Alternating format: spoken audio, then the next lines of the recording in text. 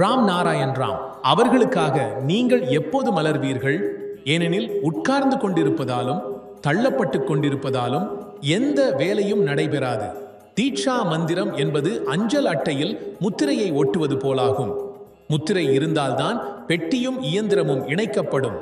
வழியில் பெயர் கூறுவதற்கான நோக்கம் அவர்களை ஒரு கோடியொன்று என்ற எண்ணிக்கையுடன் சேர்த்து செல்லும் முயற்சியே.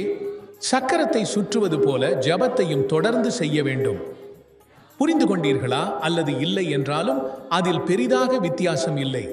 சித்தி அல்லது முக்தி கிடைக்கிறதா கிடைக்கவில்லையா என்பது பற்றியும் கவலைப்பட தேவையில்லை.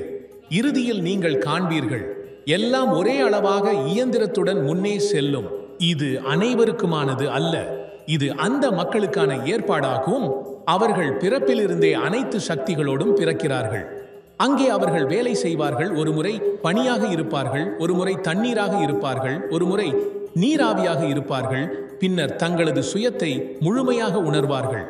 அங்கிருந்து மீண்டும் ஒரு கோடியொன்று என்ற எண்ணிக்கையுடன் வேறு ஒரு இடத்திற்கு அழைத்துச் செல்லப்படுவார்கள். ABCD முடிந்தவுடன் அடுத்த கிரந்தத்தை படிக்க முன்னே செல்ல வேண்டியிருக்கும். அவர்கள் அத்தகைய இடத்திற்கு செல்வார்கள். அங்கு கடவுள் சொல்வார், உங்களை மீண்டும் ஒரு கோடியொன்று என்ற எண்ணிக்கையுடன் அழைத்துச் செல்ல போகிறேன்.